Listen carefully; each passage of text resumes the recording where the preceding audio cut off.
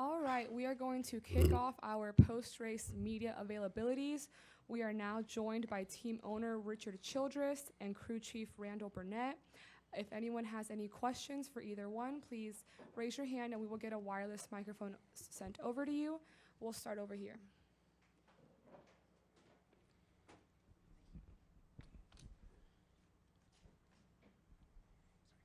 Rob Tianson from the podiumfinish.net. This question first goes to Richard Childress. Richard, congratulations on this victory. Of your car ownership career, would you say this has to be the craziest victory you've earned so far in your organization's history? Could you repeat that? Yeah, sorry. I'm hard to hear and sometime. Go ahead and repeat. Yeah, I'm sorry. I think I understood. Was this a hard victory? Like the craziest victory. Crazy night.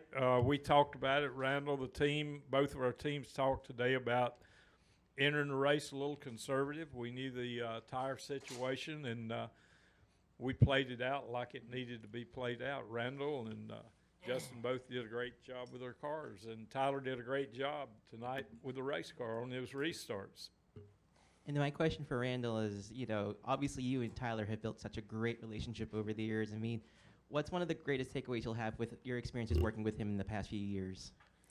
Well, we've had some success together, obviously, and, I think the thing I'm most proud of is to see how far he's come in the 4 years he's been with us. His road course wins earlier this year, to finally get this oval win with RCR, I think's a big deal. We've been knocking on the door all year long and even before then. So just really proud of, his effort in the whole RCR group to pull together and win as many races we have this year and compete so much.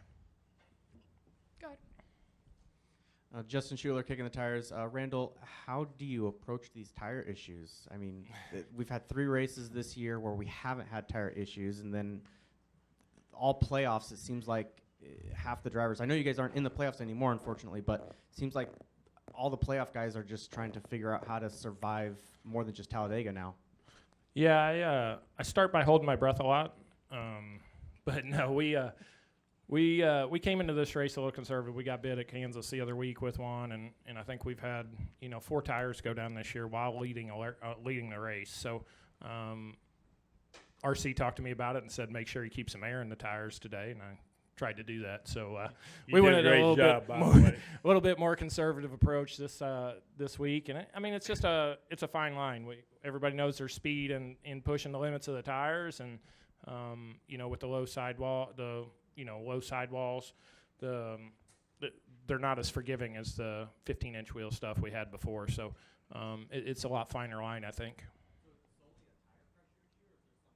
Well, there's so many things that go into it, right? Like, it's tire pressure, it's the camber in the tires, it's where you're running on the racetrack. Like, more often than not, you see a guy that's leading below a tire, and it's because he's got the cleanest air, he's got the most air and most downforce on his car because he's out front, and sometimes it just overloads the tire, and that's kind of where we're at with them. Yeah, Goodyear built a great tire. This was a great tire that Goodyear built for us. It just like Randall said, there's a fine line to push that limit, and it wasn't the tire as much as it is trying to be as competitive as you can. Right over here. Over here to your left, Richard, Mark Garrow with PRN. Right over here. Right. Congratulations, man. What's it like, given all you've been through with Tyler Reddick and all the things you're trying to sort out for next season to keep winning races with this guy? We just got to move forwards, and we talked about winning races, racing for the championship. I really think this team is a championship caliber team, and they're going to win more races before the year's over. Hopefully both of them will. Do we have any other questions for Richard or Randall? Let's go up here to Dustin Long.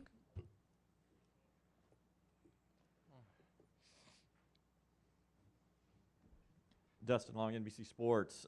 Randall, when you have an issue, when you see what other teams are going through, how did you have to adjust tonight, and what did you have to do with the car, or were you having to adjust tire pressures throughout the night to avoid, was it three drivers leading, wreck tonight?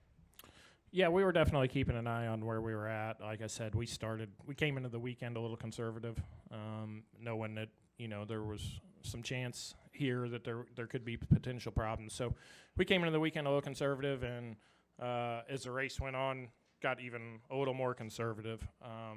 Like when the sun went down after the rain, the pace picked up quite a bit, a lot more grip in the track. So we were able to come up on air pressures then and just try to make sure that we didn't put ourselves in a bad spot, and make sure, it's that you're not the first one to have a problem, right? So we did that, and unfortunately it worked out. The strategy worked out really good. The cautions fell for us at the right time, and we were able to get back up through there. It was certainly an up and down day for us. We had a lot of problems early on, and was able to manage through and fight back through that. So this is the same tire that'll be used in Las Vegas. So I obviously understand it's different tracks, potentially different conditions, but probably will be hot there and so forth. What is the challenge, or what is the concern with this tire at Las Vegas then? Well, certainly, like I said, it's very camber dependent, very load dependent. We got to look at all that. We've got to go through all of our sim models and look at that and understand what the differences are here to there. Obviously, Vegas is really bumpy through 1 and 2, so that poses a concern for it as well. So you just kind of got to add up all those things and make the right decisions coming for the weekend, and not try to put yourself in a box where you're going to get in trouble. Jerry Jordan. Jerry Jordan, kickingthetires.net. Richard, I don't see any Victory Lane Cuvée up there. Is this more of a thank God it's over race, or a we're going to go celebrate in a little while race? Well, we had the Victory Cuvée, but these ladies drink it all over here. See, there it is, empty bottles. But it is for your winning moments in life, and they didn't celebrate. Go ahead. Caleb Vissel, SpeedwayDigest.com. This is for both of you. Even though both your cars are out of the playoffs, what are the mindsets going into Talladega, which is always a crazy race, and even the Charlotte Roval? I mean, is it different when you're out of the playoffs versus when you're in it? No, win. I mean, that's what we want to do. We want to try to win as many as we can before the end of the year, It's Talladega will be crazy, like normal, I'm sure, so just kind of try to stay out of trouble and bide your time and try to be there at the end and win. Like, that's our goal for the rest of the year, is try to win as many as we can before it's over.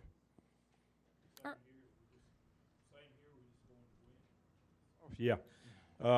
Same here. We just go into Talladega to win. We'll race just like we normally would there. We'll go right up here and then to Bob. Hi, Michelle Aaron, Cronkite News out of Arizona. When you see like the unprecedented number of cautions that we had today and things that happened, how do you keep that crew motivated to just stay on track and keep going when all that's going on around you? Yeah, I mean, all these guys are professionals, right? It's not real hard to keep them motivated. To keep everybody on the same plan. Obviously strategy was a big thing tonight with the cautions. The tires, never knowing when the caution's going to come out. Trying to put yourself in position to make the fastest stop you can at the last stop of the night, right? So everybody got in their window. The caution came out right at the window of when you could make it home by filling up with fuel, and everybody came and pitted, and we were fortunate enough we didn't have to dump near as much fuel because we had pitted a little bit before, so we were able to take 2 tires and take advantage of that, and just get everybody thinking about that. Our engineers, all that. That's we're talking a lot about that all night long. So Let's go up to Bob. Bob Pockers, Fox Sports. For Randall, I mean, you saw guys spinning in resin. You saw guys with tire issues. I mean, I guess you can look at it 2 ways. You can look at it as that was a mess, or that you can look at it and say, hey, everybody knew there was going to be tire issues, and the people who planned it right were the ones who achieved. How do you look at today? yeah, I mean, like I said, it's a little bit of a guessing game for us, right? Like you don't know what the line is on it, right? So you want to be as close to the line as you can with them without stepping over it. So it's a struggle. It's very stressful for all the engineers, all the crew chiefs, everybody up and down pit road. It's one of those things, and fortunately we got it right tonight. We've been on the backside of it and got it wrong a few times this year and cost ourselves a win. So fortunately, we made it work tonight, and you just kind of go into it, and it's a little bit of what we're learning about these cars, these tires, everything. I think the guys are doing a great job, like trying to learn from all these issues so we don't have them going forward. But like I said, it's still a learning process. All right, we'll go back up here to the left. Mark Garrow, PRN. This is for both of you. How does it feel to, the team's been kicked around a little bit, but you haven't won once this year. You won 4 times. You got both cars in the playoffs. Just how do you guys feel about, this team being on the rebound, able to accomplish some of the things you've been able to accomplish this year? Yeah, I think Randall doesn't give himself enough credit. The call he made to pit when he did to get to track position was a major role in winning the race. The strategy going into this race tonight was all about track position, and he made the right call. I think you said you needed 3 seconds of fuel, and that put you out where you needed to be, and so he did a great job on his call. But I think the teams, this car, we're adjusting to it well. A lot of teams are, and it's a lot of tough competition, but I'm fortunate to be surrounded with a bunch of good guys that's out there to win races. Randall, how do you feel? You've been around the organization quite a bit. Yeah, I'm really proud of how far we've came. With the Gen 6 car, we were behind on it. So it's nice with this next gen car. We've kind of closed the door to that, right? And I think that's been a big help. We've done a whole lot of work. There's been so much effort at RCR to learn as much as possible about this car. We got some great people up there that push really hard, and it's great to see that we're winning races and being in the championship hunt. Obviously, we got knocked out. We missed it by 2 points. Had 2 bad races, and that's all it takes. So it's unfortunate the 8 car's not going deeper into the playoffs. I felt like we had a really good shot at going pretty far in it, and just came up a little short last week, but we can still win a lot of races. I feel like we got some really good tracks coming up. We got the Roval, we got Homestead. We were really strong at Phoenix. I don't think we're done winning with this 8 car yet. Any final questions? All right, gentlemen, thank you. Congratulations.